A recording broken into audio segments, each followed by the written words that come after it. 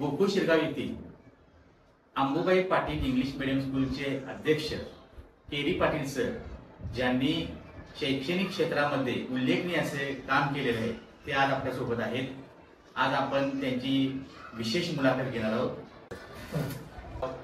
हा आता जिल्हा परिषद मतदारसंघ हा खुला झालेला आहे आणि जे केरी पाटील सर शैक्षणिक आणि सामाजिक क्षेत्रात अग्रेसर आहेत, त्यांचं नाव आता परिषदेसाठी आता चर्चेत आहे।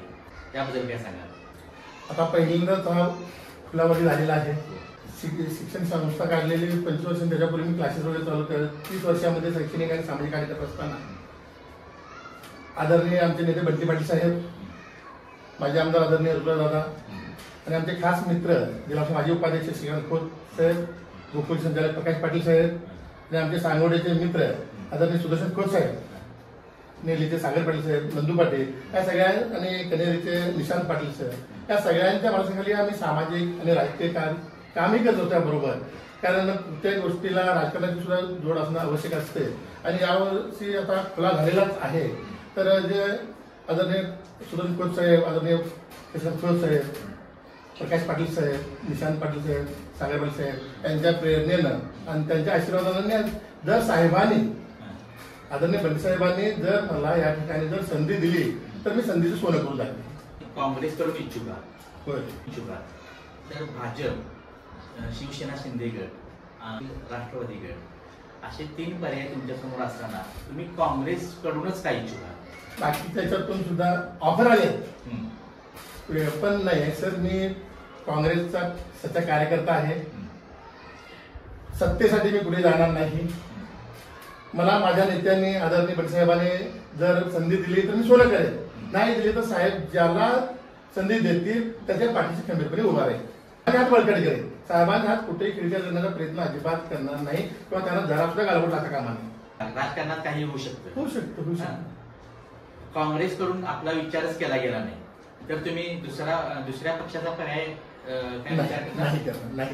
तर जे साहेब देतील त्याच्या पाठीशी मी राहील, पण दुसरा पर्याय घेणार नाही। म्हटलं तर मोठा जनसंपर्क लागतो, बरोबर। त्या अनुषंगाने तुम्ही काय सांगाल? त्यामध्ये माझा जो जिल्हा परिषद मतदारसंघ आहे, अगदी वसरगडे असू दे, सांगोडेवाडी, नेरली, हलसवडे, नेरली, कनेरीवाडी, गोकुळ शिरगाव या आम्ही घराघरात पोहोचलो आहे। मी इथं बसून सुद्धा प्रत्येकाचं नाव आणि प्रत्येकाचं घर कुठं आहे आणि त्याचे फोन नंबर माझ्याजवळ, म्हणजे एवढा माझा जनसंपर्क गेला 30 वर्षाचा आहे। त्यामुळे मला घराघरात सगळे ओळखतात आणि माझं इथं जवळजवळ 17 काम ऑलरेडी झालेलं आहे। केडी पाटील कोण आहे ते सांगायची गरज नाही आहे, पण साहेबांचा आधीच हीच गरज आहे। निवडणुकीला जर तुम्हाला संधी दिली गेली तर कोणत्या मुद्द्यावर तुमची निवडणूक असणार आहे? मी मुळात शैक्षणिक माणूस आहे, त्यामुळे शैक्षणिक हब माझा जिल्हा मतदारसंघ कसा होईल, शैक्षणिक सुविधा चांगल्या पद्धतीने प्राथमिक शाळा असतील, माध्यमिक शाळा असतील आणि विद्यार्थ्यांचं कल्याण कसं होईल, स्पर्धा परीक्षेचं या ठिकाणी केंद्र सुरू करता येतील का, स्पर्धा परीक्षेच्या माध्यमातून माझ्या ह्या जिल्हा मतदारसंघातील मुलं या शासकीय सेवेमध्ये जातील का, याचा पहिल्यांदा विचार असेल। त्याचबरोबर प्राथमिक आरोग्य केंद्र असेल, ज्या ठिकाणी आजही डॉक्टरांची वनवा आहे किंवा वेगवेगळ्या सुविधा नाही आहे, काही काही मजूर ही प्राथमिक आरोग्य केंद्र आदरणीय आता आरोग्यमंत्री आपल्याच जिल्ह्याचे आहेत, आदरणीय प्रकाश आंबेडकर साहेब, त्यांच्या माध्यमातून रिक्वेस्ट करून त्यांच्याकडे आणण्याचा प्रयत्न करेन।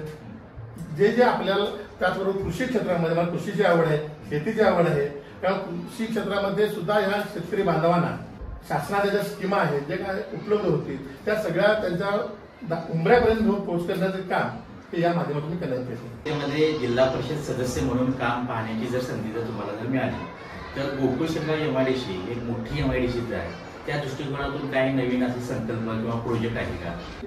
आम्ही लहान असताना मला वाटतं 1972-73 दरम्यान आदरणीय त्यावेळेचे माझे कृषी मंत्री आदरणीय बोंद्रे दादा यांच्या प्रयत्नातून या ठिकाणी MIDC आली आणि त्या MIDCच्या माध्यमातून भागाला दैनंदिन रोटी मिळू लागली। त्यापूर्वी ह्या भागाची अवस्था अशी होती की वावऱ्या शेंगा काढून खाणे उन्हाळ्यात आणि पावसाळा संपला की कुठंतरी खणीवरती कामाला जाणे, त्याशिवाय या भागाची अवस्था दुसरी कोणतीही नव्हती। पण आदरणीय कोंद्रेस दादांनी त्यावेळेला स्वर्गीय त्यांना ते नाही आहे तिथं, पण त्यांच्या प्रयत्नातून एमआयडीसी आली. आज या ठिकाणी खेळ पोडून खायला लागले आहेत. त्या ठिकाणी लोकसंख्या वाढलेली आहे, शिक्षण संस्था लागलेले आहेत, वेगवेगळे धंदे आलेले आहेत. आज खूप मोठं झालं. तर याच्यात पुढे जाऊन जिल्हा परिषदेच्या माध्यमातून नवीन काय करता येईल किंवा या जे कारखानदार आहेत त्यांच्या माध्यमातून जिल्हा परिषद म्हणजे जे नागरिक सुविधा काय करता येतील का, त्यांनाही कारखानदारांना काही आपल्याला सहकार्य करता येईल का, त्यांना सहकार्य करून त्याच्यातून एमआयडीसीचं वनीकरण असेल म्हणा. कारण सगळ्यात महत्वाचा जो आहे जो आपण कोणा लावलेला की ऑक्सिजन सगळ्यात महत्वासाठी वृक्षारोपण असेल. आता मी स्वतः आजपर्यंत जवळजवळ 5,000 झाडं लावलेली आहेत आणि ती जगवलेली आहेत. सगळ्यात महत्वाचं म्हणजे आज ज्या फळं द्यायला सुरू झालेली आहे आणि मी सगळी फळं झाडं लावलेली आहेत. म्हणजे त्या पद्धतीने नवीन करता येईल का, रोजगार निर्मिती करता येईल का. मग जे कृषी क्षेत्रामध्ये असेल त्याच्यावर जो नवीन निर्माण होणार, आता कृषीमध्ये जर आंबे झाड लावले तर त्याच्यातून होणारे लोणचे कारखाने असतील, वेगवेगळे त्याच्यावर लोकांना रोजगार निर्माण होईल अशा पद्धतीचं माझं नियोजन असेल.